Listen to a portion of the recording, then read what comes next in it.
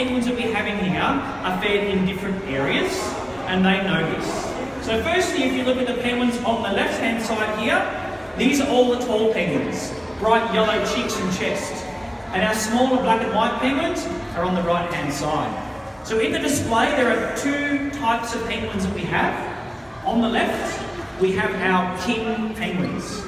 On the far right, the smaller black and white birds, they are known as Gen 2 penguins. So we have king and we have Gen 2 penguins. So I mentioned that the penguins are fed in different feeding stations. So on the far right hand side is the feeding station for our Gen 2 penguins. And what you'll notice is there's a bit of a raised platform with a green towel. And that's the feeding station itself. So what we try and encourage the penguins to do is one at a time, stand up on that feeding station, get their meal, and then step off. So what you'll notice is Mandy is the keeper that has the blue belt, and she's got fish that she's feeding out to the penguins. But then we've also got a keeper that's monitoring with a clipboard, and they're actually marking down what food has been fed to each individual penguin. And this is also happening on the left-hand side here as well. You can see we've got a couple of keepers feeding our king penguins at the feeding stations, and we also have a keeper who is marking down or recording how much food each bird is eating. Now this particular feed is quite an important one because some of the fish that's being fed out to the penguins has a multivitamin tablet inside it. So part of good husbandry and keeping good health for our penguins, they get multivitamins each and every day. I mentioned before that this is not the only feed that happens in here. This one is important, particularly because of the multivitamins. But these penguins eat a lot of food each day, and there are a lot of different feeds that happen, both hand feeds like this, but also coupled with feeds in the pool as well. But if you think about all the animals you've seen in the aquarium today, from the crocodile to the fish, the sharks and rays, you've probably seen about 2,000 animals in the aquarium today. In this penguin exhibit, there are around 60 birds. These penguins eat more food than every other animal in the entire aquarium eats per day. And the reason is because, like you and I, penguins have warm blood. And because they're warm-blooded, they use a lot of energy, and that's why they have to eat so much fish and squid. All of our other animals are cold-blooded.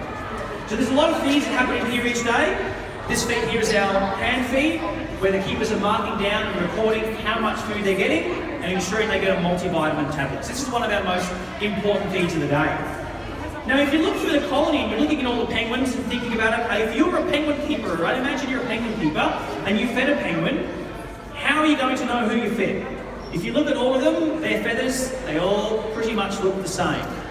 So does anyone know how the keepers can tell the birds apart from each other? Yes. Their wing tags, well done. So each penguin here has essentially a name badge. So on their left-hand wing, you'll notice a little tag with different colours. So if you find a penguin in here and for some reason you've bonded with that penguin and you're like, that's my favourite penguin, if you come back to the aquarium in 5 or 10 years' time and you want to say hello to that very penguin, well, you can. All you need to do is remember the name tag, remember the colour combination, and you can say hello to that very penguin.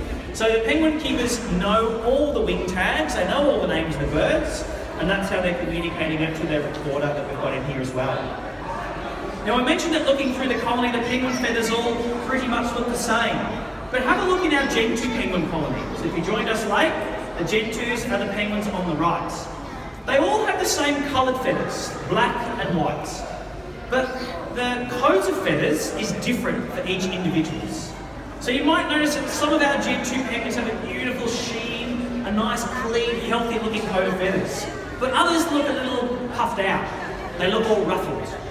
What's happening in those individuals is they're going through their annual molts. So if you're a penguin, the most important feature on your body to keep you warm would be your feathers.